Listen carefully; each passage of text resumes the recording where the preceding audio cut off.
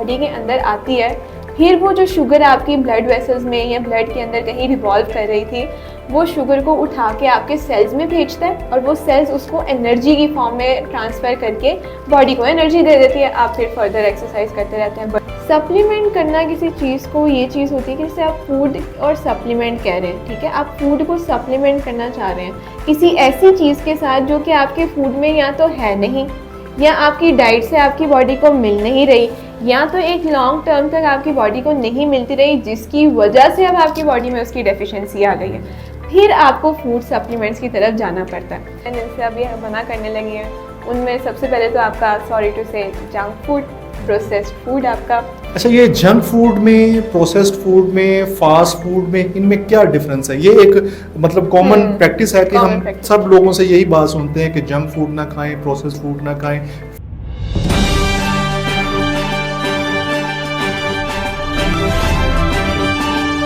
औज़ुबिल्लाहि मिनश शैतानिर रजीम, बिस्मिल्लाहिर्रहमानिर्रहीम, अस्सलाम वालेकुम। नाज़रीन, इंसानी बॉडी एक ऐसी मशीनरी है कि जिसका अल्लाह ताला ने बहुत खूबसूरत निज़ाम बना रखा है। अफसोस की बात यह है कि जिस तरह हम अपनी गाड़ियों का ध्यान रखते हैं, उसका टाइम पे इंजन ऑयल चेंज करवाते हैं, उसकी ट्यूनिंग करवाते हैं, उसकी सर्विस करवाते हैं, उसको साफ़ सुथरा रखते हैं और उसकी तमाम रिक्वायरमेंट्स का ख्याल रखते हैं, बिल्कुल ऐसे हम अपनी बॉडी का ख्याल नहीं रखते। ये मोस्ट इग्नोर्ड मशीनरी है जो कि इस वक्त रुए ज़मीन पर पाई जाती है, और यही वजह है कि हम लाहौरी जो कि खाने पीने के बहुत ज़्यादा शौकीन हैं, जितना खाना आ जाए सामने हम खा लेते हैं और फिर उसके बाद रात को देर तक हमारा खाना खाने का सिलसिला जारी रहता है और खाते खाते ही फिर हमें नींद आती है तो हम सो जाते हैं। जी हाँ, ये हमारी रूटीन है और इस रूटीन की वजह से हमें बहुत सी प्रॉब्लम्स का भी सामना करना पड़ रहा है।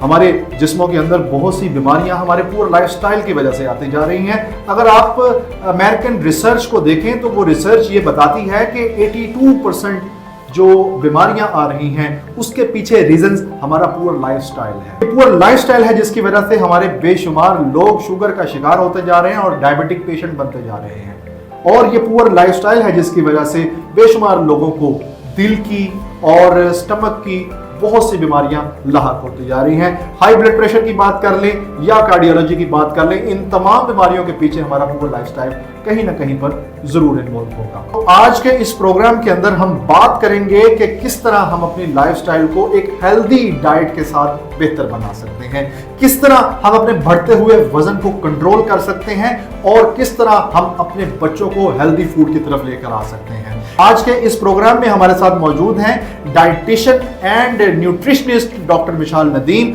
जो कि पाकिस्तान के एक मारूफ न्यूट्री फैक्टर अदारे के साथ मुंसलिक हैं, और ना सिर्फ ये कि ये कंसल्टेंसी देती हैं बल्कि फ्री कैंप्स भी करती हैं। जी बहुत शुक्रिया डॉक्टर साहिबा, आपका बहुत शुक्रिया आज के इस प्रोग्राम के लिए, आपने हमें टाइम दिया। हम बगैर किसी ताखीर के बात करना चाहेंगे। सबसे पहले तो हमें ये बताएं कि ये जो हमारा पाकिस्तान के अंदर एक लाइफस्टाइल ऐसा बन गया है जिसकी वजह से लोगों का वजन बढ़ता जा रहा है, और बढ़ते हुए वजन की वजह से बेशुमार प्रॉब्लम्स भी जिंदगी के अंदर फेस करना पड़ रहे हैं। ये वेट लॉस कैसे किया जा सकता है, ये तो हम बाद में बात करेंगे, लेकिन उससे पहले हम ये बात करना चाहेंगे कि ये बढ़ता हुआ वजन, इसकी क्या वजूहत है? इंसानी बॉडी का ये वजन इतना बढ़ जाता है कि फिर वो उसके लिए मुश्किलात पैदा कर देता है, इसकी क्या रीजन है? सबसे पहले इसके अंदर जो रीज़न आपके आएगी, आपकी फूड चॉइसेस के ऊपर आती है। जो खाना आप डेली बेसिस पर चूज़ कर रहे हैं खाने के लिए, उसके ऑप्शंस जो आपकी ले रहे हैं वो हेल्दी नहीं है, पहली चीज़। दूसरी चीज़ ये कि जो आप क्वांटिटी ऑफ फूड इनटेक कर रहे हैं, कि कितनी ज़्यादा मिकदार जो है वो आप अपने खाने की इस्तेमाल कर रहे हैं रोज़ाना की बुनियाद पर, वो चीज़ जो है वो आपको मोटापे की तरफ लेकर जा रही है। आप पोर्शन कंट्रोल नहीं कर रहे हो। तीसरी चीज़ जो आएगी वो आपकी पुअर लाइफस्टाइल चॉइसेस आएंगी, कि आप जो है वो खाना खाकर बैठ रहे हैं, सो रहे हैं, खाने के आपके खाना खाने के बाद एक्सरसाइज नहीं है, वॉक नहीं है।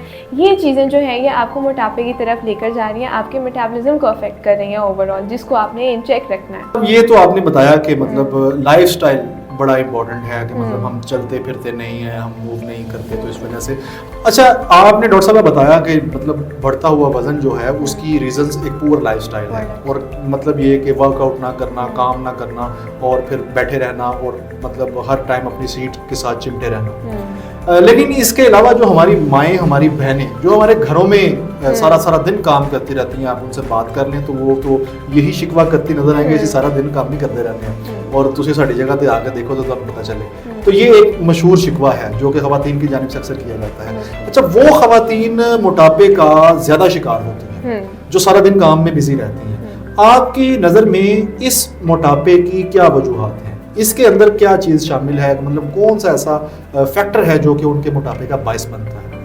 इसके अंदर जैसे हमने पहले कुछ फूड चॉइसेस और इन 3 फैक्टर्स की बात की थी, इसके साथ साथ जो डेली बेसिस पर वो सेम अमाउंट में सेम पैटर्न में काम कर रही हैं, वो उस चीज़ से, उस पैटर्न से उनकी बॉडी अब अडाप्ट कर चुकी है, जिसकी वजह से उनका वेट लॉस नहीं हो पा रहा है। तो जिस चीज़ से आपकी बॉडी एक दफ़ा अडॉप्ट हो जाए, जिस पैटर्न ऑफ वर्किंग से आपकी बॉडी अडॉप्ट हो जाती है, वो आपका वेट लॉस नहीं कर पाती।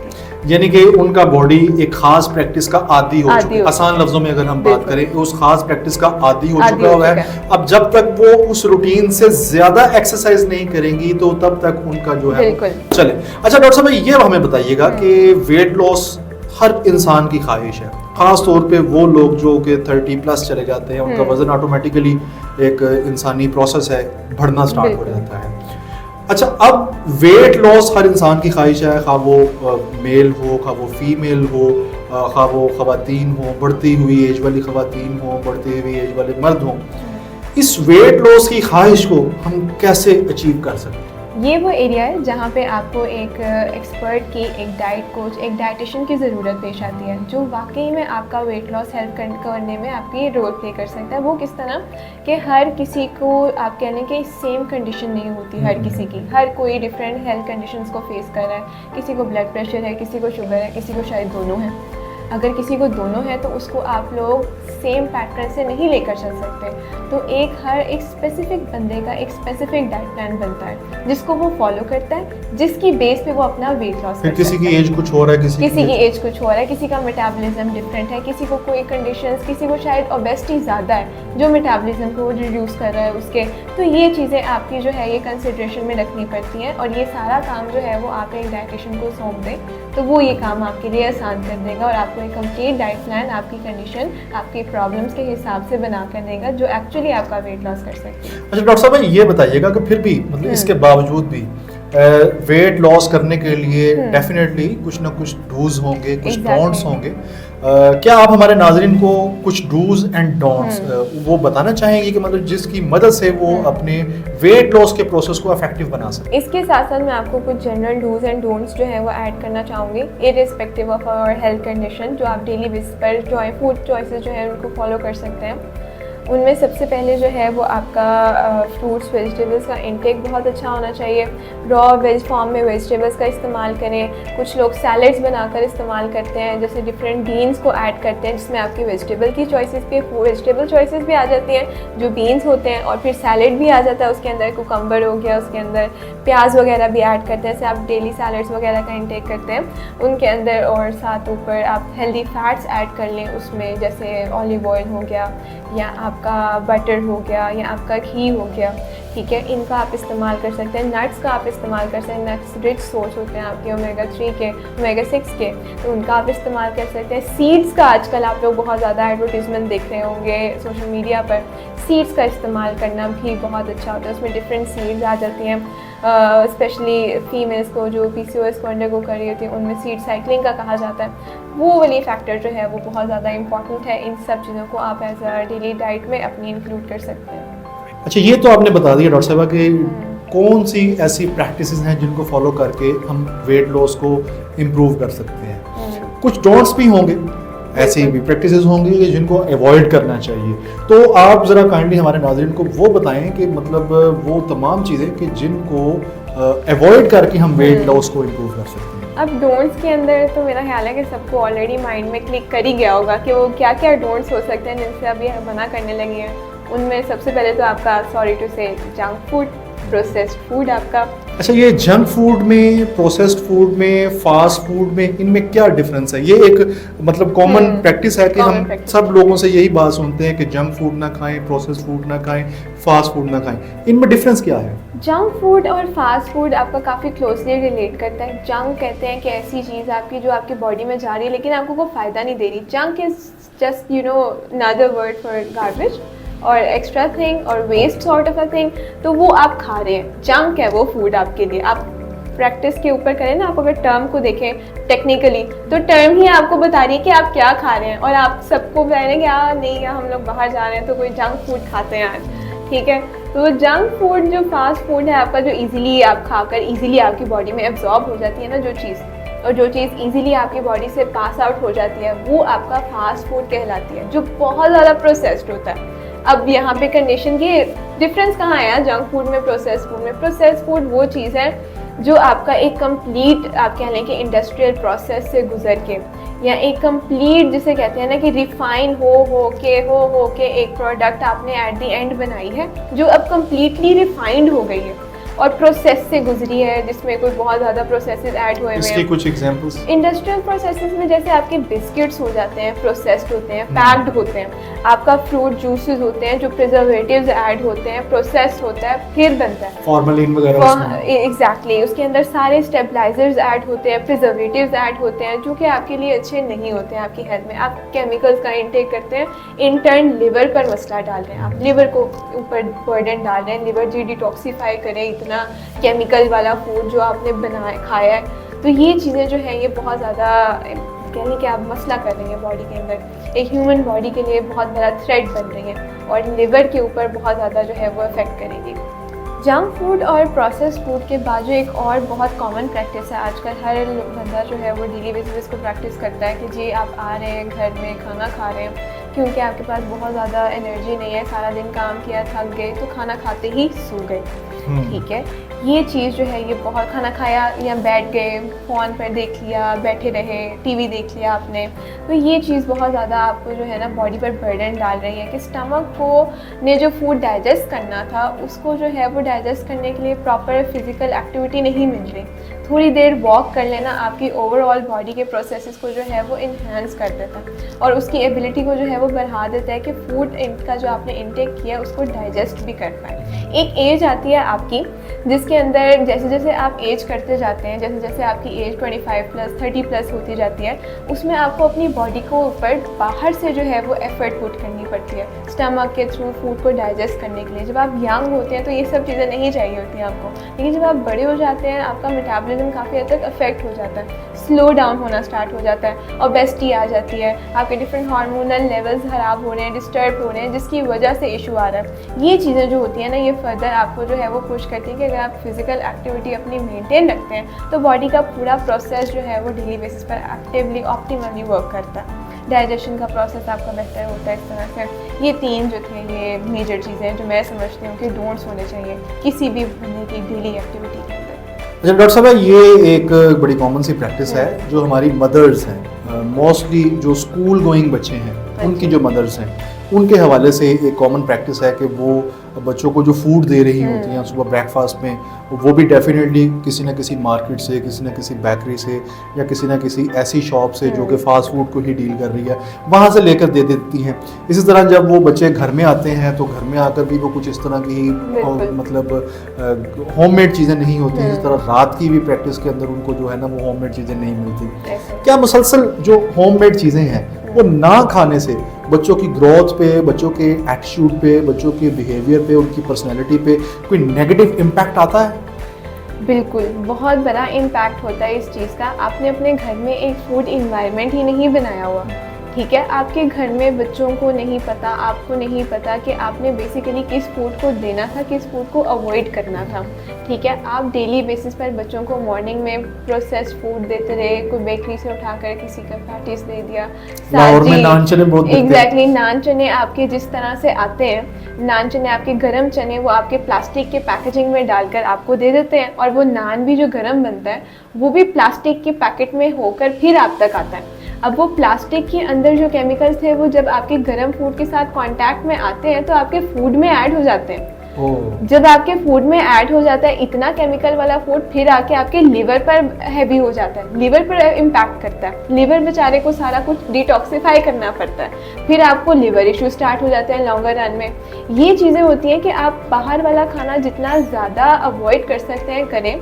फिर आपको ये भी नहीं पता कि वो फूड किस तरह से प्रिपेयर हुआ था, हाइजीनिक प्रैक्टिसेस में हुआ था या नहीं हुआ था, ये चीज़ भी बहुत मैटर करती है कि उसको हाइजीनिक प्रैक्टिस तो बिल्कुल नहीं है। मतलब हम देखते हैं कि वहाँ पर जो एक तवा होता है बड़ा सा, उस पे जिस पे बर्गर तैयार किए जाते हैं वो एक बड़ा ही डर्टी फॉर्म में होता है। फिर इसी तरह से एयर होती है, एयर के साथ कांटेक्ट होता है, बाहर से गाड़ियाँ गुजर रही हैं, केमिकल्स हैं उस गाड़ियों में से, मोनोऑक्साइड निकल रही है, कार्बन मोनोऑक्साइड निकल रही है, एयर में ऐड हो रही है, फूड में ऐड हो रही है, हर जगह। जिन फैक्ट्रीज में वो प्रिपेयर होके आ रहे हैं exactly. उनकी भी बड़ी पुअर कंडीशन होती है। अक्सर वीडियोस हमारे पास आई हैं ऐसी जो हमने देखी हैं, और मतलब अगर हम जाकर भी देख लें वो जो बन है मतलब बर्गर के, शवारमे के, मतलब वो हैंडलिंग नहीं है, प्रॉपर फूड हैंडलिंग को जो है ना, प्रिकॉशनरी हैंडलिंग नहीं हो रही कि सेफ्टी पैरामीटर्स को जो है वो नज़र में रखकर फिर फूड की हैंडलिंग की जाए, उठाकर उसको पैकेजिंग किया जाए, फिर आप तक लेके आया जाए। ये चीज़ें बहुत ज़्यादा। तो डॉक्टर साहब फिर कौन सी ऐसी डाइट है जो बच्चों को दी जा सकती है जिसको बच्चे शौक से खाएं, और मतलब क्या करना चाहिए बच्चों को? बच्चे तो शौक से खाना चाहते हैं, वो अपनी टक शॉप पर जाते हैं तो उनका दिल करता है कि वो मार्केट से कोई चीज़ परचेज करके खाएं, अम्मी के हाथ की ना खाएं, नानी के हाथ की, दादी के हाथ की ना खाएं। इसी तरह से वो अगर मतलब घर में आते हैं तो रास्ते में उनकी कोशिश होती है, सुबह स्कूल जाते हैं उनकी कोशिश होती है, मतलब ये है कि जो हमारे छोटे बच्चे हैं जो अभी ग्रो कर रहे हैं, जिनकी अभी पर्सनैलिटी डेवलप हो रही है, उनको हम किस तरह से हेल्दी फूड का आदी बना सकते हैं? उसके अंदर आपका सबसे ज़्यादा जो मैं यहाँ पर गुजारिश करना चाहूँगी ना, वो अपने टीचर से और सारे पेरेंट्स से होगी कि अपना जो है ना अपने स्कूल्स में, अपने घरों में एक हेल्दी फूड का इन्वायरमेंट क्रिएट करें। अगर आप बच्चों को कहेंगे कि बेटा नहीं, जंक फूड आपने नहीं खाना, वो अच्छा नहीं होता, और आप खुद उसके सामने बैठ के जंक फूड खा रहे हैं, तो वो तो कहेगा कि मैंने जंक फूड खाना। ठीक है, आपने स्टार्टिंग में ही बच्चों को जो चीज़ लर्न करवा दी है ना कि बेटा ये अच्छा नहीं है, स्कूल से भी वो वही सुन के आ रहे हैं कि जी घर का खाना खाना है, और घर आकर भी वो कहेंगे कि फिर मम्मा घर का खाना ही खाना है आपने, और आप भी घर का ही खाना खाते हैं सारा दिन। to say there must be a proper coordination between teachers and parents. Exactly. आपको स्कूल में, चाहे आप लोग स्कूल में कोई हेल्दी फूड कॉम्पिटिशन्स अरेंज कर लें, बच्चे देख के आए, और हेल्दी लंच बॉक्स हो जाए, एक कंपटीशन हेल्दी लंच बॉक्स का हो जाए कि बच्चे आए और उस दिन उन्होंने जी हेल्दी वाला कोई फूड लाना है, आपस में कंपटीशन किया जाए, कोई डाइटिशियंस को बुलाया जाए, वो आकर हर एक का फूड जो है उसको क्रिटिकली एनालिसिस करें कि जी इसमें क्या क्या ऐड हुआ है, प्रोटीन कितना है, चिकन कितना ऐड हुआ है, और इसमें कार्ब्स का कितना कंटेंट है, बच्चे को कितनी न्यूट्रिशन देगा ये लंच जो ये लेके आए हैं आज। तो ये चीज़ जो है ना ये बहुत बेस्ट रहेगी बच्चों में। कौन सी फूड्स हैं जो मतलब बच्चों को हमें, जिनका बच्चों को आदि करना चाहिए, कौन सी फूड्स हैं ऐसी? सबसे पहले जो बच्चे ग्रोइंग कर रहे हैं ना, जिनकी अभी ग्रोथ होनी है, उनको हर मिनरल की ज़रूरत है, हर विटामिन, हर मिनरल की ज़रूरत है। वो जिस सोर्स से आ सकता है आप उन्हें दें। उसमें सबसे पहले तो जो है वो मिल्क आता है। मिल्क हो गया उनका कंप्लीट फूड, जिसमें प्रोटीन की भी मैक्सिमम अमाउंट है, कार्ब्स की भी मैक्सिमम अमाउंट है, हेल्दी फैट्स की भी मैक्सिमम अमाउंट है। उसी फूड मिल्क को अगर आपको, बहुत से बच्चे आपको पता है कि नहीं पीते, उनको प्लेटेबल नहीं लगता, मिल्क अच्छा नहीं लगता, टेस्ट नहीं अच्छा लगता, मे बी स्मेल नहीं अच्छी लगती, तो आप उसी मिल्क में कोई फ्लेवर्स ऐड कर दें। फ्लेवर्स के अपने न्यूट्रिशनल वैल्यूज़ होती हैं, माइलो हो जाता है, जैसे कॉम्प्लान टाइप या हॉर्लिक्स टाइप चीज़ें हो जाती हैं, ये मिल्क में ऐड करके आप बच्चों को दे दें। और साथ अगर आप उन्हें कोई स्नैक टाइप कोई चीज़ देना चाह रहे हैं तो बॉइल्ड एग्स दे दें। उससे बेस्ट क्या हो सकता है? बॉइल्ड एग्स में कंप्लीट प्रोटीन है, फैट्स हैं, हेल्दी फैट्स हैं, बच्चों को देंगे, उनकी प्रॉपर हेल्दी ओमेगा 3 के जो ऐसे फैटी एसिड्स होते हैं वो मिल जाएंगे। एग्स तो कई फॉर्म में बच्चे लाइक करते हैं। आप उनको जो है वो बॉइल्ड फॉर्म में दे सकते हैं, मैश करके उसी बॉइल्ड एग को सैंडविच में डालकर दे सकते हैं। ठीक है, किसी भी तरह का सैंडविच आप बना कर दे दें, लेकिन कोशिश करेंगे बच्चों को यंग एज में जितना मैक्सिमम फूड के थ्रू न्यूट्रिशन जा सकती है ना उतनी दें। ऑर्गेनिक से करीब रखें उन्हें, जितना ज़्यादा ऑर्गेनिक से वो करीब रहते हैं उतना ज़्यादा वो चीज़ उनकी बॉडी का पार्ट भी बनती है। ठीक है, जो खाना आप खा रहे हैं जो जितना अच्छा होगा, जितना न्यूट्रिशनल वैल्यू वाला होगा, उतनी उनकी बॉडी को जो है वो न्यूट्रिशन भी प्रोवाइड करेगा। इसके साथ साथ जो है वो उनको आप डेली बेसिस पर जो है नट्स का इस्तेमाल करना, ठीक है, बच्चों के पढ़ रहे होते हैं, आलमंड्स हो गए, आपके वॉलनट्स हो गए, काजू हो गए, पिस्ता हो गया, ये सारी चीज़ें जो है ये इनके ब्रेन एक्टिविटी को, कॉग्निटिव डेवलपमेंट में बहुत। फ्राइज खाने के बच्चे बहुत शौकीन होते हैं, बिल्कुल। पोटैटोज वो बहुत शौक से खाते हैं, उनका बहुत दिल करता है कि वो मतलब कुछ ना मिले फ्राइज मिल जाए, खाना ना मिले फ्राइज मिलने चाहिए। अच्छा, फ्राइज अच्छी होती है बच्चों की? फ्राइज के बारे में भी एक बड़ी एक मिसकंसेप्शन आती है कि फ्राइज है, आलू है, स्टार्च है, तो वो तो बड़ा अच्छा होता है, न्यूट्रिशनल कंटेंट बढ़ाता है वही उसके अंदर, लेकिन ऐसा नहीं होता। आप ऑयल आपने दे तो दिया पोटैटो, ठीक है, आपने काट दिया जी, बहुत अच्छी साइजेस में आपने उसको काटा, पर आपने उसे फ्राई कर दिया। आपने जिस सीड ऑयल जो कि अनसैचुरेटेड अनहेल्दी फैट था, ठीक है, जब वो एक बार गर्म हो जाता है ना एक ऑयल और उसमें आपको एक चीज़ बना देते हैं तो वो कभी भी हेल्दी नहीं रहती, वो ट्रांस फैट की फॉर्मुलेशन में आ जाती है, अनसैचुरेटेड फैट हो जाता है वो। और ऑलरेडी आपने इस टाइप की चीज़ में उसको फ्राई करके बनाकर दे दिया, तो वो फिर ऑयल आया, फिर ऑयल ने आकर आपकी बॉडी से किस तरह से एक्सक्रीट आउट होना है, वो फिर आपकी बॉडी पर बर्डन बना, लिवर पर। ऑयल के बगैर फ्राइज कैसे तैयार की जा सकती है? अब आपकी क्या ओपिनियन है? इसके अंदर आप जो है ना डिफरेंट तरह के जो है वो ऑप्शन सेलेक्ट कर सकते हैं, जिसमें आप या तो कह दें कि बेक पोटैटोज कर लें, बेक पोटैटोज की आती है। अब फिर वो आजकल नया एयर फ्रायर जो है, एयर फ्रायर की एक बड़ी अच्छी ऑप्शंस आई हैं कि जी उसके अंदर आप डाल देते हैं, वो इस तरह से ही हो जाता है, एयर से फ्राई होते हैं। हाँ जी, वो बहुत से लोग जो डाइट कर रहे होते हैं वो उस तरह से जो है वो आलूओं का इस्तेमाल जो है वो कर लेते हैं, पोटैटोज इस तरह से अच्छे भी लगते हैं। साथ आप जो है कोई अच्छी सी जो है उनको आप कह लें कि थोड़ा सा केचप की अमाउंट घर में तैयार कर लें, अगर केचप ज़रा प्रिजर्वेटिव फ्री हो जाएगी केचप, तो उसका इस्तेमाल साथ करवा दें बच्चों को। फैट या स्टार्च, अच्छा फैट, हाँ, चीज़ का इस्तेमाल, चीज़ की भी बहुत अच्छी चीज़ है कि ऊपर चीज़ को ऐड करके तो ऊपर बेक कर दें उसके ऊपर साथ। तो इस टाइप की डिफरेंट चीज़ें, डिफरेंट आइडियाज़ हो सकते हैं जितना ज़्यादा। डॉक्टर साहब, एक मैं आपसे बात पूछना चाहूँगा, ये जो बातें आप बता रही हैं, चीज़ आपने बताई, आपने केचप बताई, आपने इसमें प्रोटीन बताई, प्रोटीन डेफिनेटली चिकन में भी पाई जाती है, और मतलब इन तमाम चीज़ों को आप कह रही हैं कि बच्चों को देना चाहिए, जबकि मार्केट से जब हम परचेजिंग करके लाते हैं यही चीज़ें, मतलब ये कि बर्गर में आप देखें तो यही सब कुछ पाया जाता है, शवारमा देखें आप तो उसमें भी यही सब कुछ पाया जाता है, मतलब वहाँ पे आप कह रही हैं कि ये तमाम चीज़ें अनहेल्दी हैं, और वैसे आप फरमा रही हैं कि ये आप बच्चों को डाइट में इसका आदी बनाएं। So what is the difference between all these things when they are present in burger and when they are not present in burger, they are present in their diet plan? Exactly.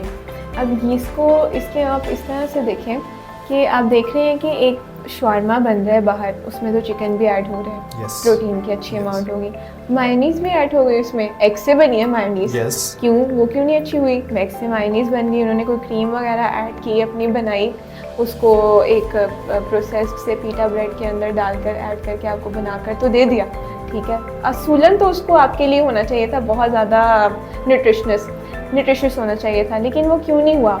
उसकी major वजह यह है कि जिस area में या जिस तरह से उन्होंने उसको बनाया था वो उसमें ऐड हो गया। अब जी उसमें कोई सपोज करने आपका कोई स्पेसिफिक बैक्टीरिया ऐड होके आ गया, ठीक है, आपने उस बड़े ही न्यूट्रिशियस फूड को आपने जब बैक्टीरिया वाले फूड के मिल गया आपने खाया, आपका अगले दिन या तो फूड पॉइजनिंग हो गई या तो आपका स्टमक, अक्सर शादियों में खाना खा के आते हैं अगले दिन बीमार पड़े होते हैं। एग्जैक्टली। अब वो खाना ऐसा क्यों होता है डॉक्टर साहब? जो शादियों पे खाना वगैरह आप कह रहे हैं ना कि बनता है और वो लोग खाते हैं, अब आप वो देखेंगे क्योंकि एक तो वो होता फ्री में, तो उसकी वजह से ना सब लोग होते हैं कि आज बस किसी ने खबरदार घर जाके कहा कि किसी ने 5,000 सलामी देनी है, 10,000 सलामी देनी है, वो कहते हैं कम से कम हमें 20,000 का खाना खा के जाना चाहिए, चाहे आपके अंदर वो कैपेसिटी है या नहीं है, बस आपने खा के जाना है। ओवर क्वांटिटी ज्यादा हो गई, वही जो हमने पहले डिस्कस किया फूड में कि पोर्शन कंट्रोल नहीं कर रहे आप। खाना फ्री है, आपका स्टमक तो आपका अपना है ना, आपका लिवर तो आपका अपना है, आप जो उसके ऊपर इतना बोझ डाल रहे हैं उस बेचारे ने कहाँ जाना फिर?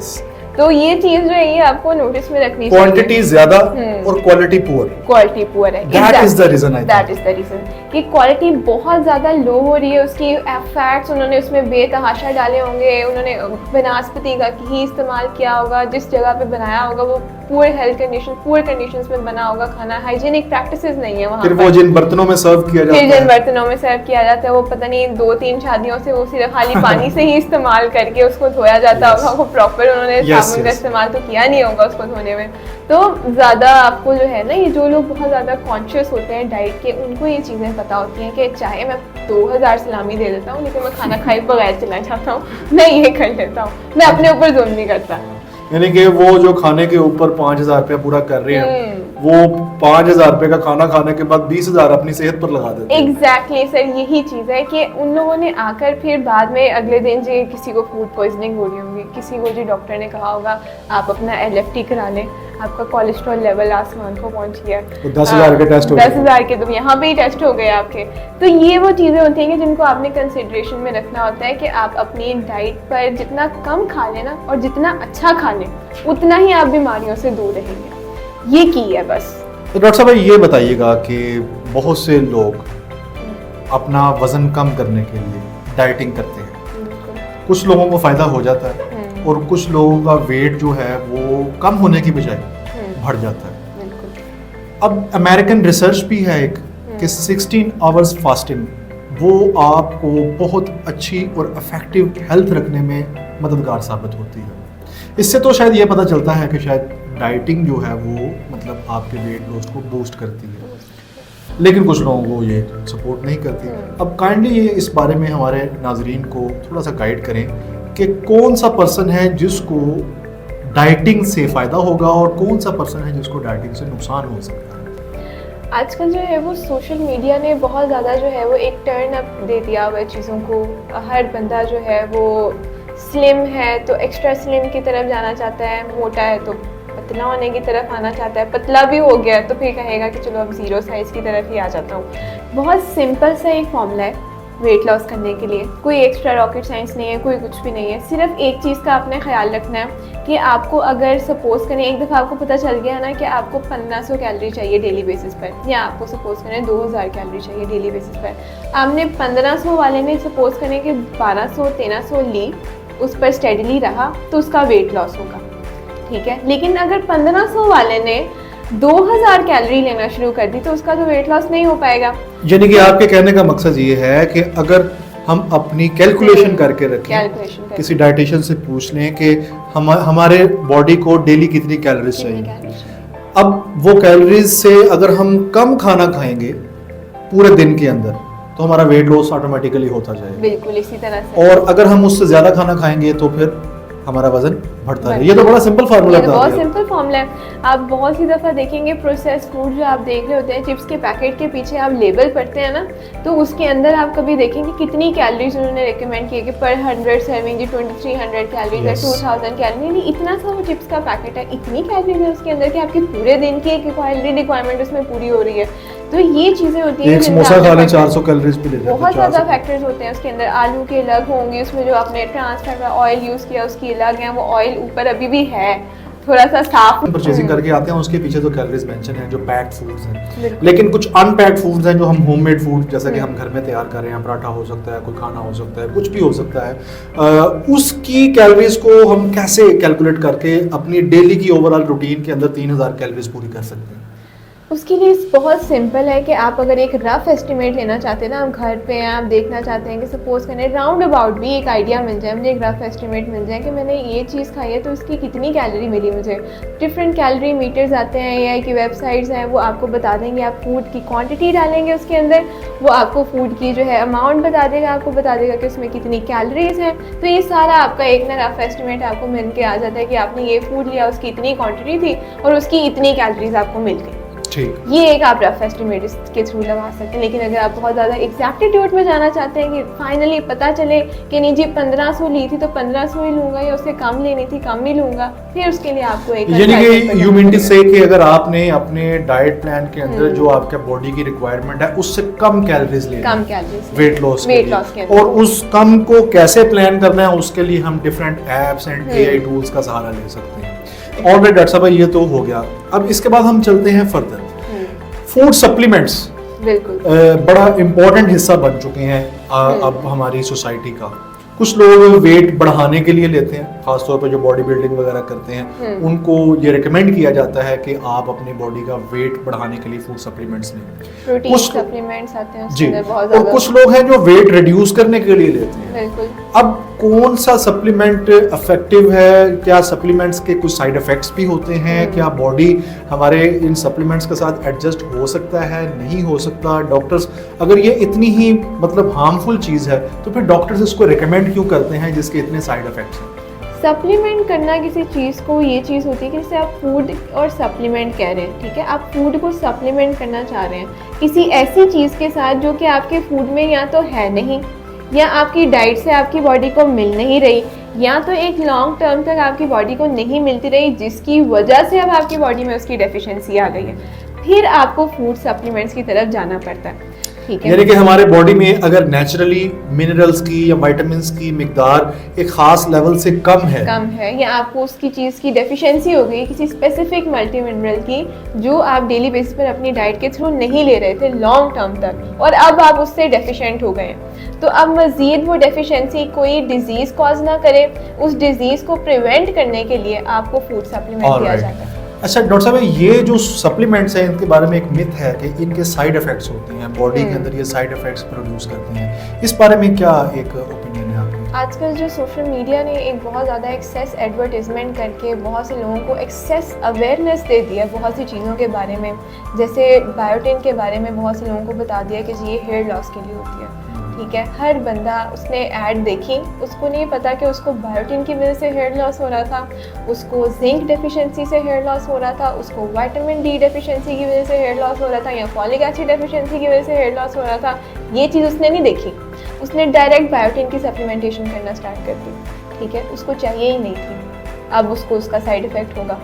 आप जब भी कोई चीज़ अपने से लेते हैं या किसी हेल्थ प्रैक्टिशनर के थ्रू नहीं अपना जो है वो चेकअप करवा कर नहीं ले रहे, आपको नहीं पता किस चीज़ की आपको डेफिशिएंसी है, तो उस चीज़ का पहली बात है ना तो आपको कोई फ़ायदा होगा, और बहुत से लोग जो हैं उनको उसका कोई ना कोई साइड इफ़ेक्ट भी आ जाता है, क्योंकि एक चीज़ की एक्सेस आपकी बॉडी में जाई जा रही है जो ऑलरेडी आपकी बॉडी में ऑप्टिमम अमाउंट में पड़ी हुई थी, आप उसी को एक्सेस करी जा रहे हैं, उसका कहीं ना कहीं कोई नुकसान तो आपको मिलेगा ही। इस वजह से बहुत से लोग जो हैं वो ये कहते हैं, यही मिथ भी है कि शायद फूड सप्लीमेंट का आपको नुकसान होता है, लेकिन वो डॉक्टर जिसने आपका एक प्रॉपर ब्लड टेस्ट किया या एक हेल्थ प्रैक्टिशनर जिसने आपको ब्लड टेस्ट मंगवाया, आपके देखा, सीबीसी देखा, आपका प्रॉपर चेकअप किया, उसने देखा कि आपका तो जो है वो हेमोग्लोबिन लेवल कम हो रहा है, या आपका तो ब्लड लेवल्स जो है वो हो रहा था जिसकी वजह से आपको तो जो है वो आयरन की डेफिशिएंसी थी जिसकी वजह से आपका ओवरऑल हेमोग्लोबिन लेवल कम हो गया, ऐसे बंदे को वो आयरन की सप्लीमेंटेशन देगा।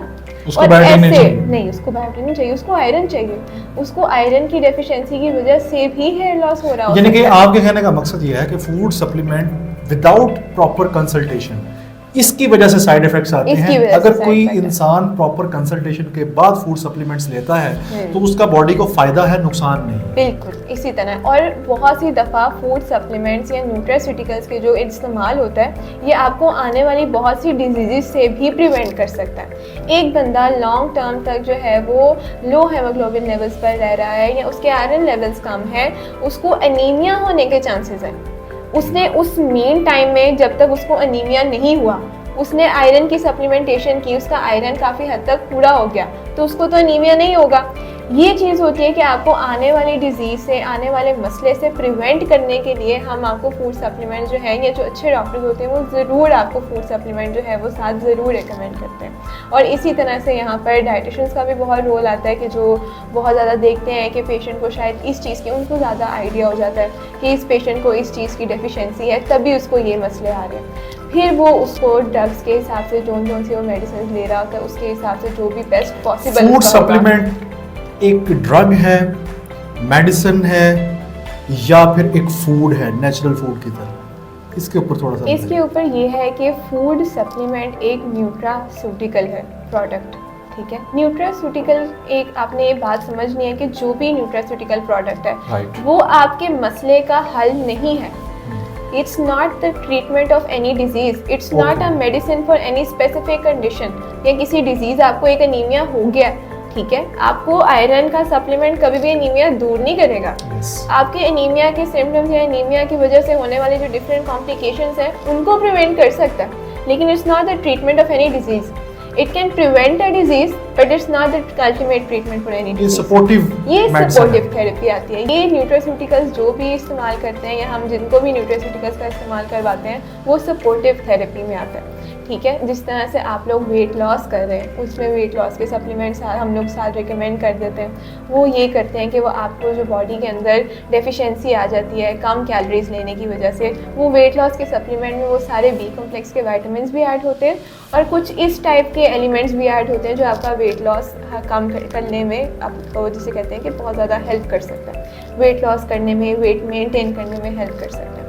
इनके अलावा मैं मेंशन करूँगी कि बहुत से ऐसे ड्रग्स होते हैं जो आपके न्यूट्रिएंट की एब्जॉर्प्शन के साथ इंटरेक्ट करते हैं और उनके इस्तेमाल से बहुत से ऐसे न्यूट्रिएंट्स होते हैं जो आपकी बॉडी में एब्जॉर्ब नहीं हो पाते, जिनकी वजह से हम लोग आपको साथ सप्लीमेंट्स का जो इस्तेमाल है वो रिकमेंड करते हैं. जैसे बहुत सी शुगर की मेडिकेशंस होती हैं उनमें जो सॉल्ट मेटफॉर्मिन का ऐड होता है उसकी एब्जॉर्प्शन या उसके आपके लेने की वजह से आपकी बॉडी में B12 की डेफिशिएंसी जो है वो हो जाती है. इसलिए बहुत सी दफ़ा जो डिफरेंट मेथिकोबालामीन का सॉल्ट है वो शुगर की मेडिकेशंस के साथ जो है वो प्रिस्क्राइब किया जाता है, जिसके बेसिकली B12 की सप्लीमेंटेशन जो है वो कहलाता है. और बहुत सी ऐसी मेडिकेशंस होती हैं जैसे कि आपकी डिप्रेशन वगैरह की मेडिसिन हो गई, उनमें हम लोग यूजुअली बी कॉम्प्लेक्स के विटामिन्स या मैग्नीशियम का जो इस्तेमाल है उसकी सप्लीमेंटेशन जो है वो रिकमेंड करते हैं. अच्छा डॉक्टर साहब, ये एक बड़ी ज़्यादा कॉमन बात है, अक्सर जो डॉक्टर्स हैं उनसे ये सुनते हैं कि जो सॉल्ट है ये हाइपरटेंशन की वजह बनती है और दूसरी बात ये है कि जो शुगर है वो मोटापे की वजह बनती है. आपने ये बताना है और हमारे नाज़रीन को गाइड करना है कि सॉल्ट की कितनी क्वांटिटी सेफ है और शुगर की कितनी क्वांटिटी है जो कि आपको मोटापे से रोकती है और आपको बहुत सी बीमारियों से बचाती है. अब इसके अंदर ये है कि आपने डेली बेसिस पर आप जैसे देखते हैं कि शुगर का, सॉल्ट का इंटेक आपका हो रहा है, सपोज़ करें कि ऑलमोस्ट 600 ग्राम तक सोडियम आप इंटेक कर रहे हैं. ठीक है, अब आप साथ साथ जो है वो फिज़िकल एक्टिविटी आपकी बहुत ज़्यादा है, आप एक्सरसाइज करते हैं, जिम जाते हैं, आपको स्वेटिंग हो रही है. ठीक है, एक्सेस स्वेटिंग के अंदर सबसे पहले आपका सॉल्ट का जो है वो कह लें कि रिमूवल होता है बॉडी से. ठीक है, उसके बाद फिर यूरिनेशन के थ्रू आपका सॉल्ट का रिमूवल हो रहा होता है. फिर आपका सॉल्ट का रिमूवल होता है आपके स्टूल के थ्रू. सॉल्ट को बॉडी से रिमूव होने के लिए 3 पाथवेज होते हैं. यानी कि अगर आप प्रॉपर एक्सरसाइज करते हैं, डेली वर्कआउट करते हैं फिजिकल एक्टिविटी है और सॉल्ट इंटेक भी ज़्यादा तो आप हाइपरटेंशन के पेशेंट होने के चांसेस बहुत कम होंगे. बहुत कम रहते हैं अनटिल अनलेस कि आपकी फैमिली हिस्ट्री में कहीं ब्लड प्रेशर ना हो. अगर आपका कोई फैमिली हिस्ट्री में किसी को ब्लड प्रेशर रहता है और हाइपरटेंशन से फिर आप आहिस्ता आहिस्ता खुदा न खास्ता हार्ट की डिजीजेस की तरफ जाते हैं. बिल्कुल. अच्छा, अब ये बताइएगा कि शुगर का किस तरह से आप कंट्रोल रख सकते हैं अपने बॉडी के अंदर. ये हाइपरटेंशन का आपने बता दिया. शुगर को आप जितना कम इस्तेमाल कर सकते हैं उतना कम करें. अब उसकी वजह ये है कि शुगर आपकी बॉडी से सिर्फ 2 तरीके से जो है वो शायद रिमूव होती है या स्टोर होती है. अल्टीमेटली आप ये कहें कि शुगर आपकी बॉडी में जैसे ही जाती है ना तो उसको रिमूव होने के लिए एज सच कोई पाथवे नहीं मिलता. ठीक है, अनटिल अनलेस आप जैसे ही आते हैं फिजिकल एक्टिविटी की तरफ, एक्सरसाइज करने की तरफ, डेली बेसिस पर एक्टिव लाइफस्टाइल अडॉप्ट करते हैं तो वो लाइफस्टाइल या वो जो आपका एक्सरसाइज करना होता है वो आपके इंसुलिन को या बॉडी या मसल्स के इंसुलिन के अपटेक को बढ़ाता है.